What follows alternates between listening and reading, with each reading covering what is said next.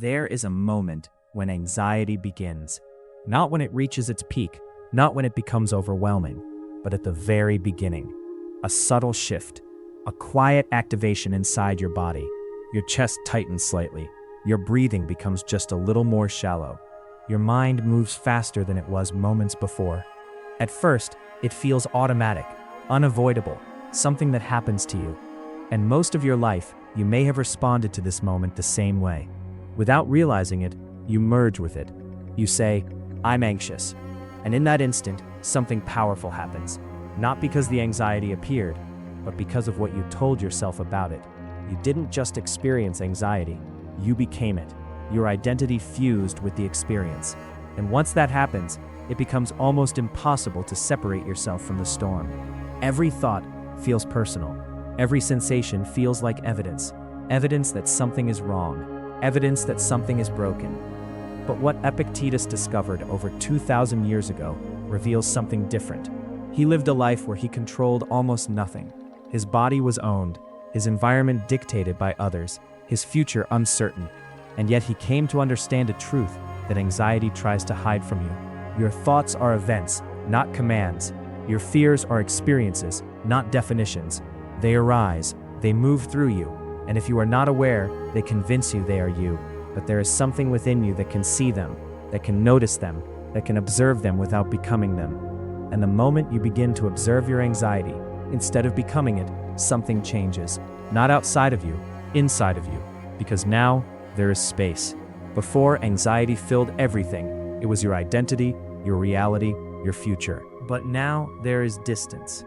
And in that distance, you begin to rediscover something anxiety tried to convince you was gone. Yourself. Carl Rogers believed that beneath every fear, beneath every layer of anxiety, there remains something untouched, something intact, something whole. He called it the real self.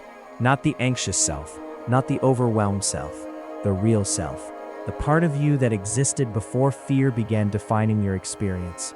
The part of you that is still present now, even if you cannot feel it clearly, even if anxiety is loud, because anxiety is loud. It repeats itself. It creates urgency. It tells you this feeling is permanent, that this moment will never end, that this is who you are now.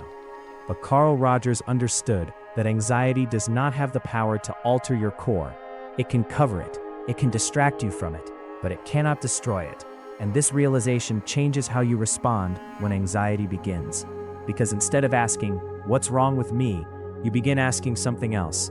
You begin noticing what is happening, not as your identity, but as your experience. You notice your thoughts accelerating. You notice your breathing changing. You notice the tension in your chest. And in that moment, without forcing anything, without suppressing anything, you are no longer fully inside the anxiety. You are observing it. You are witnessing it. And this is the beginning of separation. Not separation from reality, separation from misidentification. Because for most of your life, anxiety has convinced you it is your voice, your mind, your identity. But Carl Jung's psychology revealed something that transforms this understanding even further. Anxiety is not your identity. It is a signal, a message, something emerging from within you asking to be noticed, not to control you, not to define you, but to be seen. And when you observe anxiety instead of becoming it, you begin to hear it differently, not as a threat, but as information. Carl Jung understood that the mind speaks in sensations, in emotions, in signals, and anxiety is one of those signals. But the suffering does not come from the signal itself. It comes from identification, from believing the signal is you. Imagine standing in the ocean. When a wave comes, you feel its force, its movement, its energy, but you know the wave is not you. You experience it, but you do not become it. Anxiety works the same way. It moves through your nervous system. It activates your body. It produces thoughts, sensations, predictions. But there is something deeper within you that remains still. The observer, the part of you Epictetus discovered, the part of you Carl Rogers protected, the part of you Carl Jung recognized. And when you step into this observer position, even briefly, anxiety begins to lose its authority. Not because you forced it away, but because you stopped giving it your identity.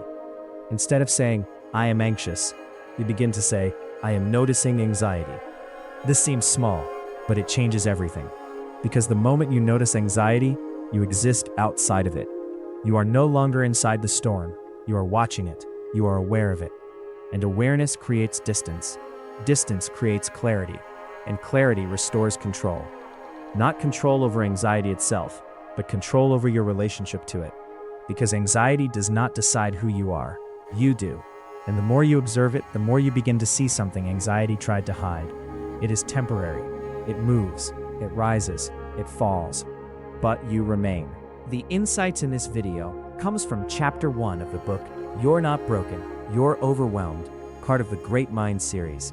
And this is only the beginning, because once you learn to observe anxiety, you begin to loosen its grip on your identity. To continue this journey with Epictetus, Carl Rogers, Carl Jung, and others including modern science, you can find the full book in the description below. There is a version of you that anxiety cannot reach, not because anxiety disappears, but because this part of you exists at a deeper level. This part of you observes, notices, remains present. It does not panic when anxiety appears. It does not assume the feeling is permanent. It does not confuse the experience with identity. This is the observer self, and it has always been there, even in your most anxious moments, even when anxiety felt overwhelming. Because if you can notice anxiety, then something within you exists outside of it. That something is you, not the anxious voice, not the fearful thoughts, not the tension in your body, but the awareness behind it all. The awareness Epictetus discovered even in slavery. The awareness Carl Rogers protected beneath fear. The awareness Carl Jung recognized beneath anxiety's message. This awareness is not broken. It is not damaged. It is not overwhelmed. It is watching, waiting for you to recognize it. And the moment you do, anxiety stops being your identity and starts becoming something you experience, something you observe, something you move through. This is where freedom begins, not in eliminating anxiety, but in remembering who you are beneath it. This insight comes from You're Not Broken, You're Overwhelmed, part of the Great Mind series. You can get the book using the link in the description, or read the articles and join the newsletter at greatmindseries.com. If this video helped you, subscribe to Legends of Insight for more psychology and philosophy from the great minds. Like the video so others can find it, and share it with someone who needs to remember that anxiety is not who they are.